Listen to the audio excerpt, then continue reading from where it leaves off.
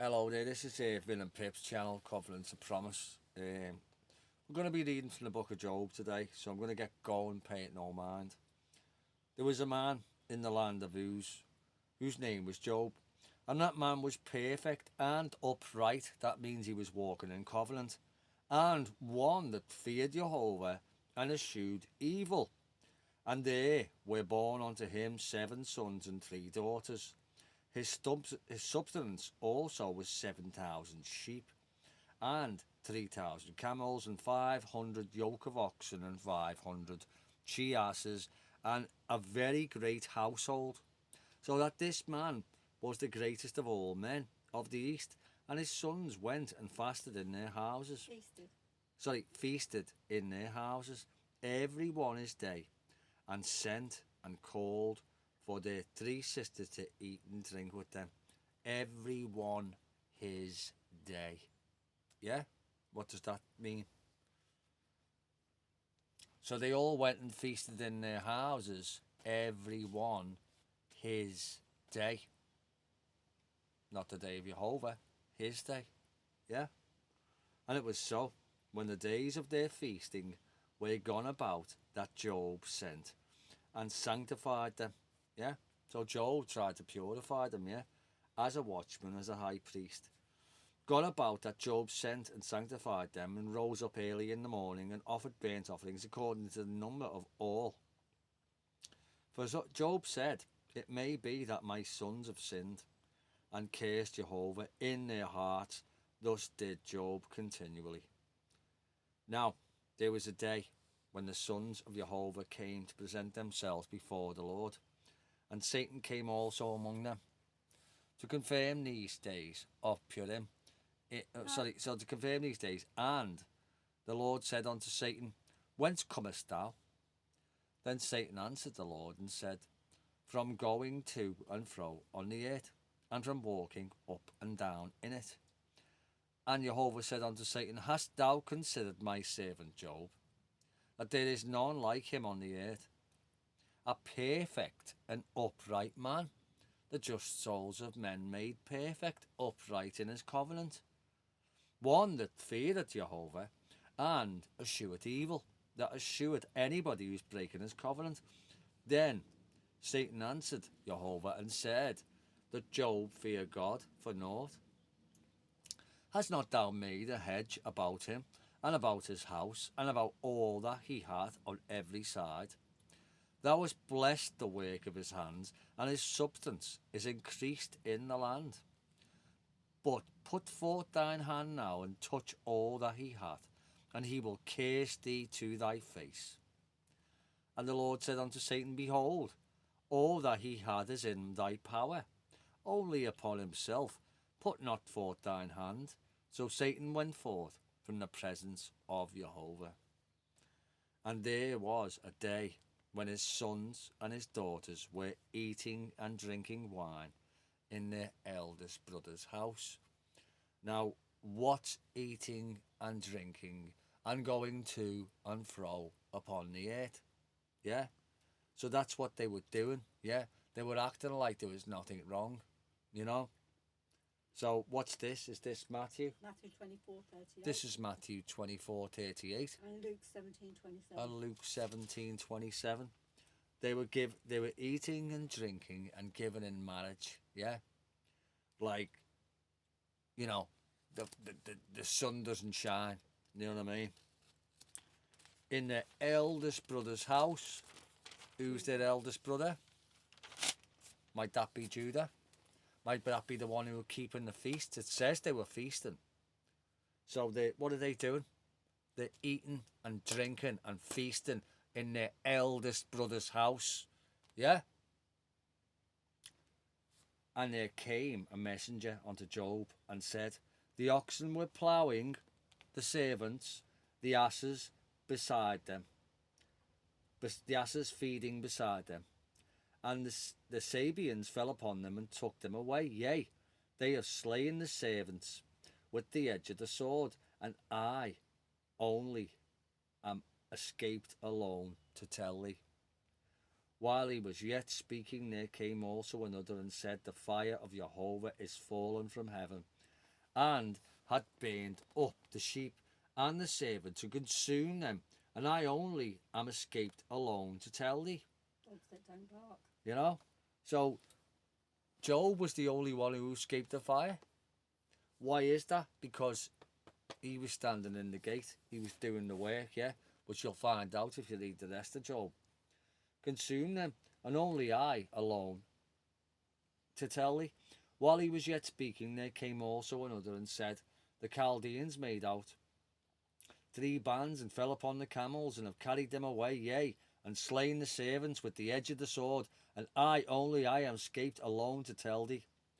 While he was yet speaking, there came also another and said, thy sons and thy daughters were eating and drinking wine in their eldest brother's house, doing the sacrificial law. And behold, there came a great wind from the wilderness and smote the 4 corners of the house, and it fell upon the young men, and they are dead, and only I am escaped alone to tell thee. And Job arose and rent his mantle, his priesthood. The mantle, yeah? So, eating and drinking, yeah? And the 4 corners, they were smote from the 4 corners of the house. What's that?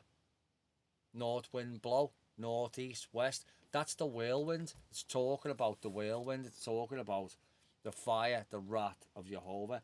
I am escaped alone to tell thee. Then Job arose and rent his mantle, yeah, and shaved his head and fell down upon the ground and worshipped and said, naked came I out of my mother's womb. So in sin, he came out of his mother's womb, and naked shall I return thither. The Lord gave, and the Lord had taken away. Blessed be the name of Jehovah. In all this, Job sinned not, nor charged Jehovah foolishly. Amen. So be it.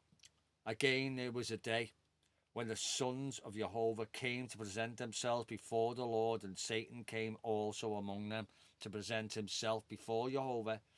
And Jehovah said unto Satan, from whence comest thou?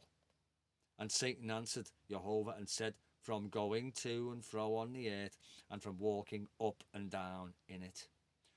And Jehovah said unto Satan, hast thou considered my servant Job, that there is none like him in the earth, a perfect and upright man?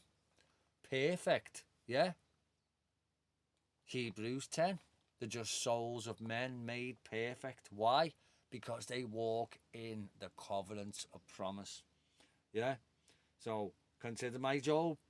There is none like him on the earth, a perfect and upright man, one that feareth Jehovah and escheweth evil, and still he holdeth fast to his integrity, although thou movest me against him, to destroy him without cause.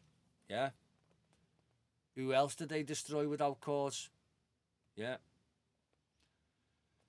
And Satan answered the Lord and said, skin for skin, yea, all that a man hath will he give for his life. But put for thine hand now, and touch his bone and his flesh, and he will curse thee to thy face. And the Lord said unto Satan, behold, he is thine. He is in thine hand, but save his life. So went Satan from the presence of Jehovah, and smote Job with sore boils, from the sole of his foot unto his crown. And he took him a potsherd to scrape himself withal. And he sat down amongst the ashes, and said his wife unto him, dost thou still retain thine integrity? Curse God and die. But he said unto her, thou speakest as one of foolish women speaketh. What shall we receive good at the hand of Jehovah? And shall we not receive evil? In all this did not Job sin with his lips.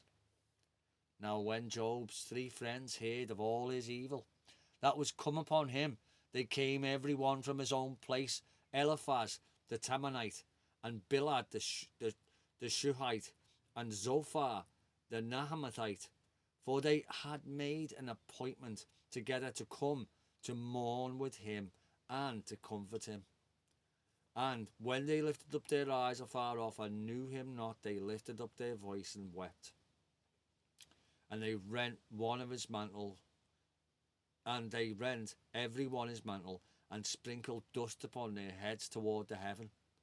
So they sat down with him and the ground 7 days and 7 nights. None spake a word unto him, for they saw that his grief was very great. After this opened Job his mouth and cursed his day. So what was the 7 days? Did they not speak unto him until the Sabbath day? Probably, eh? That's probably what it was. Let this day perish wherein I was born, and the night in which it was said, there is a man-child conceived. Let the day be darkness, let God regard it from above, neither let the light shine upon it. Let darkness and the shadow of death stain it. Let a cloud dwell in it. Let the blackness of the day terrify it. As for that night, let darkness seize upon it. Let it not be joined unto the days of the year. Let it not come into the number of the month. Lo, let the night be solitary. Let no joyful voice come therein. Let them curse it that curse the day, who are ready to raise up their mourning. Let the stars of the twilight therefore be dark. Let it look for light, but have none, neither let it see the dawning of the day, because it shut up the doors of my mother's womb, nor hid the sorrow of mine eyes. Why did it not from the womb? Why did I not give up the ghost when I came from the belly? Why did the knees prevent me? Or why did the breast that I should suck? For now, should I have lain still and been quiet, I should have slept. Then had I been at rest. With kings and counsellors of the earth, which built desolate places for themselves, or with princes that had gold, who filled their houses with silver, or as a hidden, untimely birth I had not been, as infants were never saw light. There the wicked cease from troubling, and there the weary be at rest. There the prisoners rest together, they hear not the voice of the oppressor. The small and the great are there, and the servant is free from his master. Wherefore is light given to him that is in misery, and life unto the bitter in soul, which long for death, but it cometh not, and dig for it more than hid treasures, which rejoice exceedingly, and are glad when they can find the grave. Why is light given to a man whose way is hid, and whom God hath hedged in? For my sighing cometh before I eat, and my roaring are poured out like the waters. For the thing which I greatly feared is come upon me, and that which I was afraid of is come unto me. I was not in safety, neither had I rest, neither was I quiet, yet trouble came. You hear what he's saying there? It's like in 2nd Ezra when he says, I wish my mother's womb had become my grave. It's much better for the beasts of the field than it is for me, because they die and do not know it. Whereas a man dies and he receives eternal torment. Either he finds the right path or receives it. But it's much better for the beasts of the field. And why did my mother's womb not become my grave? This is 2nd Ezra. This is exactly what Job's saying. Why am I the one who has to stand in the gate? Why? Why me? Why does the whole world have to hate me, you know? Go back to 24 about my roarings are poured out like waters, Psalms 22. For my sign cometh before I eat, and my roarings are poured out like waters. This is Psalms 22. This is what Messiah said. Yeah. My sign, all my roarings are poured out like waters. You know, what did he say? Like potsherd.